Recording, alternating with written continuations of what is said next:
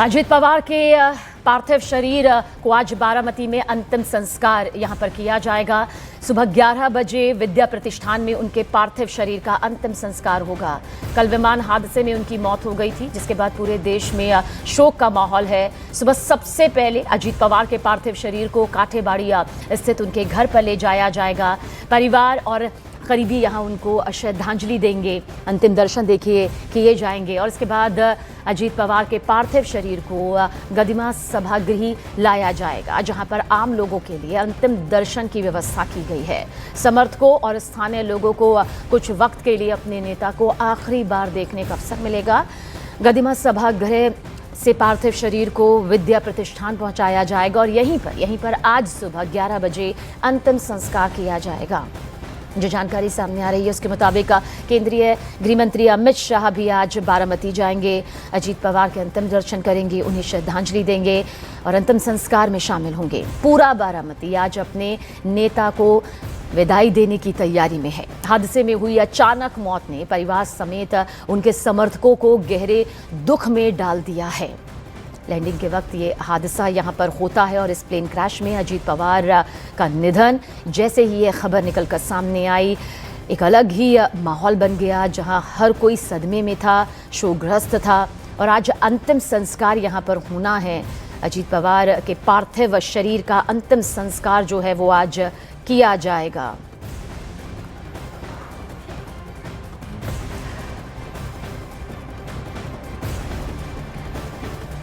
और हमारे सहयोगी विवेक गुप्ता ज्यादा जानकारी के साथ मौजूद हैं। विवेक, यही जानना चाहते हैं कि अंतिम संस्कार की वो कौन सी वक्त यहाँ पर होगा, कौन कौन इसमें शामिल होगा, क्योंकि नम आंखों से जाहिर सी बात है उनका परिवार, उनके समर्थक, उनके कार्यकर्ता आज उन्हें विदाई देंगे।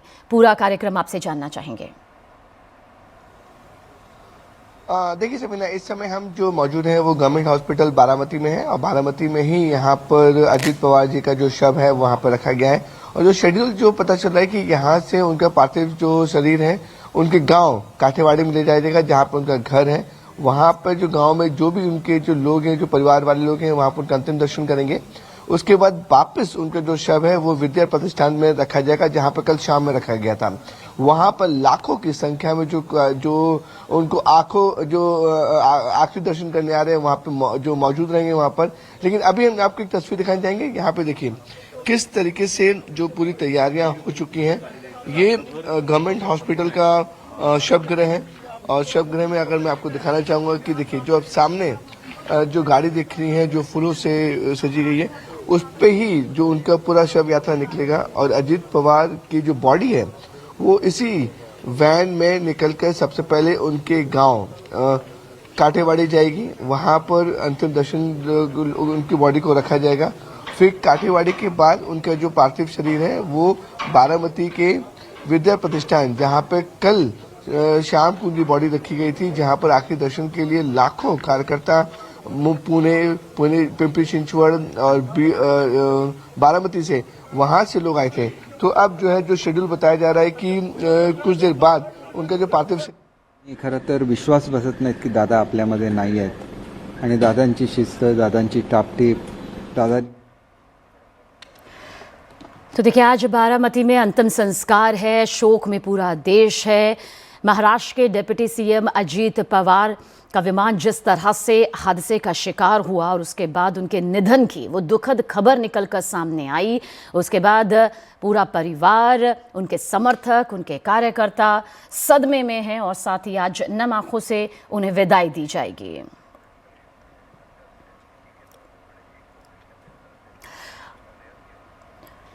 और विवेक गुप्ता हमारे सहयोगी हमारे साथ मौजूद है। विवेक, आज अंतिम विदाइयाँ दी जाएगी अजीत पवार को, लेकिन इस बीच थोड़ा वो सियासी पहलू भी जानना चाहेंगे जो एनसीपी को लेकर, उनके दो धड़ों को लेकर यहाँ पर सामने आ रहा है, क्योंकि जाहिर सी बात है ये वक्त बेहद गमगीन है उनके कार्यकर्ता, समर्थकों और साथ ही उनके परिवार के लिए। लेकिन इस बीच क्योंकि वो एक बड़ी राजनीतिक हस्ती हैं, क्या कुछ उससे जुड़ी आपको अंदर खेमे से वो खबर निकल कर सामने आती है? सबने देखिए इसमें कोई डाउट नहीं है। देखिए पॉलिटिकल टर्मोल हर हाल में होगा, लेकिन आज का ये दिन उसके डिस्कस करने के लिए नहीं, क्योंकि बहुत सारे जो लोग हैं वो इस स्थिति में नहीं है। जहाँ की कार्यकर्ता की बात करें, या फिर महाराष्ट्र के किसी भी पॉलिटिशियन की हम बात करें, चाहे वो कोई भी पार्टी का हो, वो इस कंडीशन में नहीं है कि आज के दिन वो राजनीति की बातें करें कि आने वाले दिनों में क्या होगा क्या नहीं होगा। एनसीपी गुट के जो शरद पवार गुट है, अजित पवार जो गुट है, उसमें मर्ज होंगे नहीं होंगे, तो इस मुद्दे पे आज तो लोग अवॉइड कर रहे हैं बात करने से। लेकिन देखिए, ये तो तय है कि पॉलिटिकल टर्मोइल महाराष्ट्र में आने वाले दिनों से 15 दिनों में जरूर होगा। सवाल ये खड़ा हो रहा है कि आखिरकार एनसीपी का अब प्रमुख कौन होगा, एनसीपी अजित पवार गुट को लीड कौन करेगा।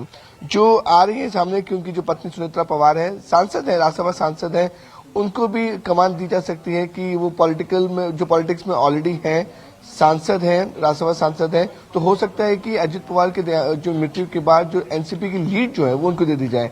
अब ये भी खबरें आ रही है कि क्या शरद पवार और सुप्रिया सुले के साथ सुनेत्रा पवार और उनके बेटे पार्थ पवार और जय पवार साथ में मर्ज होंगे या नहीं होंगे, इसको लिए भी काफी ज्यादा सवाल खड़े हो रहा है।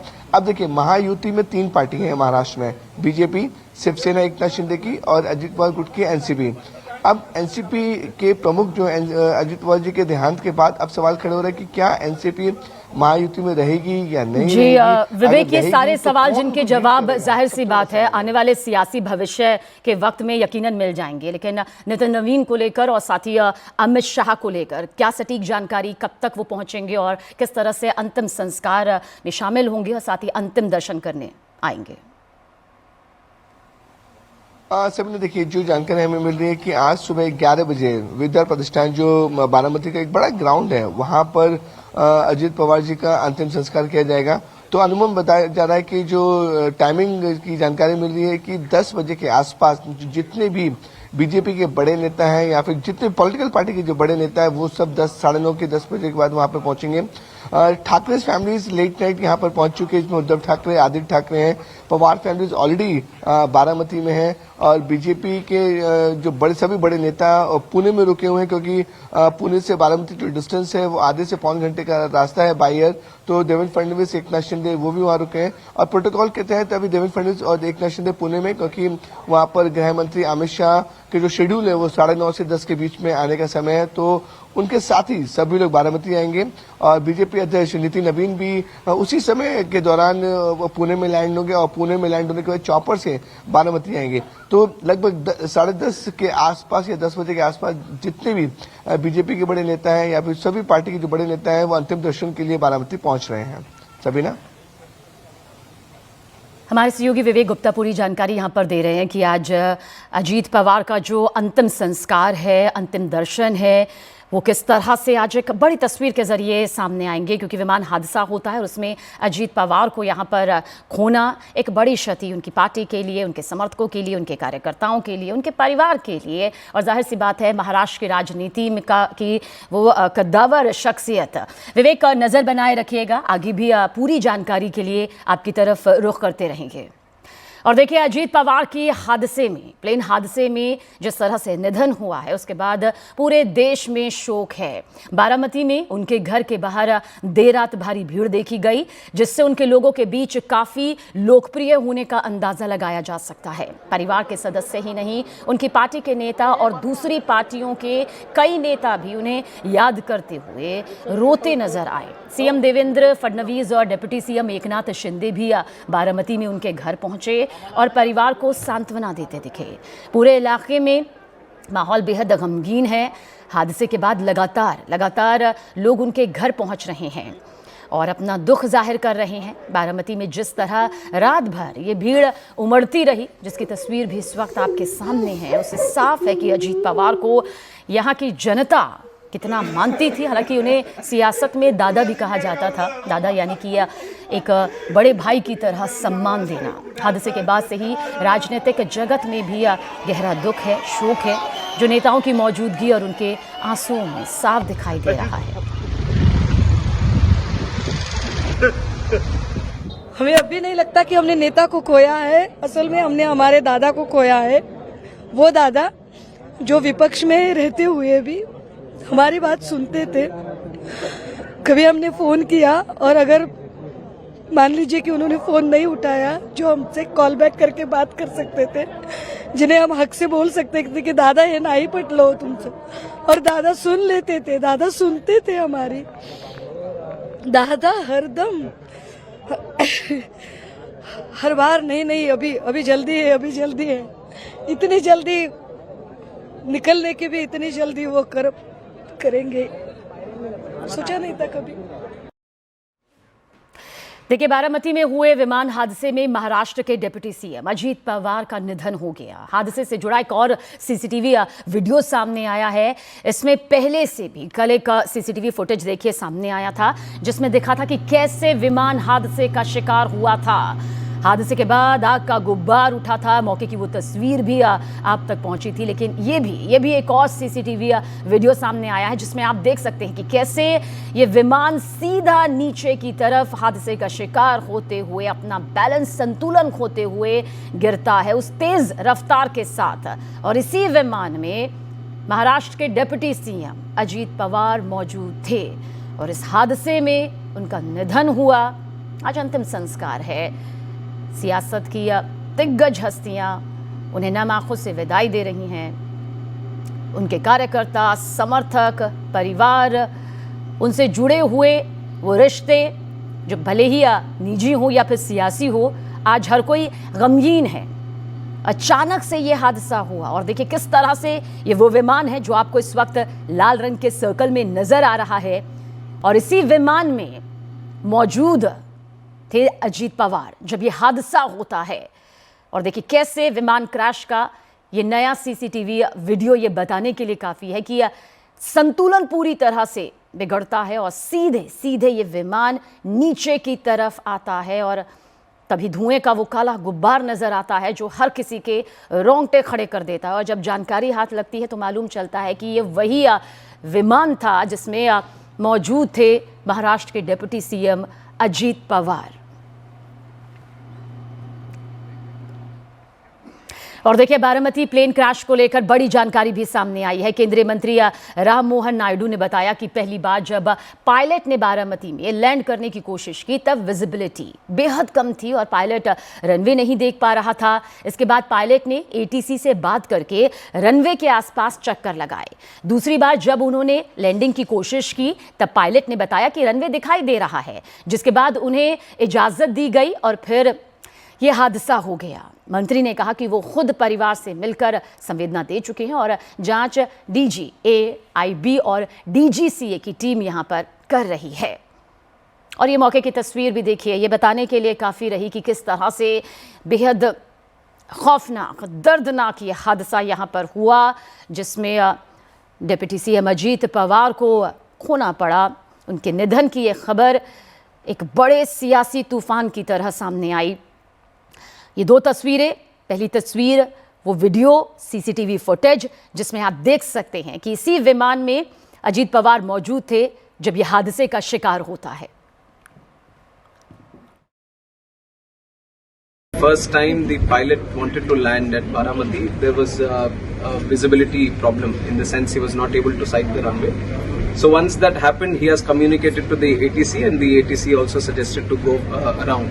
So he has hovered around the runway and then when he came back to land again, that was when the discussion happened again between the ATC, which is at the Baramati airport.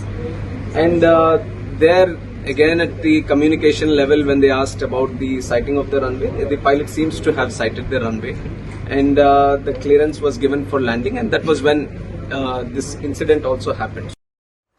और वहीं Baramati plane crash के बाद देखिए अब plane के captain Sumit Kapoor से जुड़ी exclusive जानकारी भी सामने आई है। दी गई जानकारी के मुताबिक सुमित कपूर पर पहले भी गंभीर अनुशासनात्मक कार्रवाई हो चुकी थी।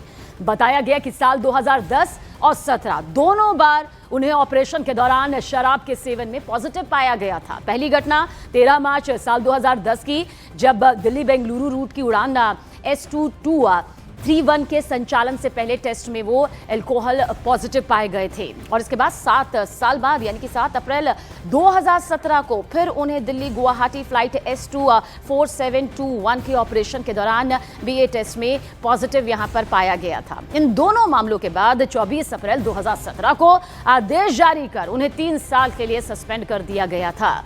बारामती प्लेन क्रैश की जांच में ये जानकारी अहम मानी जा रही है क्योंकि वो प्लेन के कैप्टन यहां पर रहे और ऐसे में अब सुमित कपूर से जुड़ी हुई ये जानकारियां बेहद खास मानी जा रही हैं कि प्लेन उड़ाने के दौरान शराब का सेवन करने पर उन्हें किस तरह से दोषी पाया गया था और अनुशासनात्मक कार्रवाई भी कैप्टन सुमित पर की गई थी। 3 साल के लिए उन्हें सस्पेंड तक कर दिया गया था।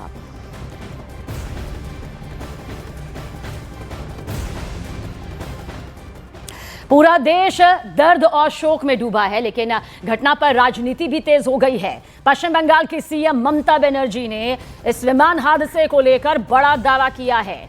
ममता बनर्जी ने कहा कि अजीत पवार बीजेपी से अलग होने वाले थे और इसी वजह से हादसे पर साजिश का शक पैदा होता है। उन्होंने मांग की कि इस पूरी घटना की जांच सुप्रीम कोर्ट से कराई जाए, क्योंकि उन्हें केंद्रीय एजेंसियों पर भरोसा नहीं है।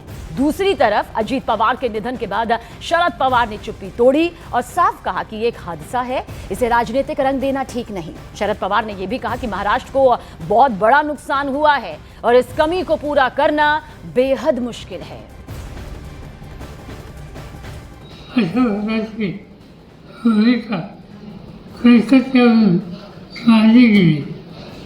याचा त्रास नाही हा निव्वळ अपघात आहे।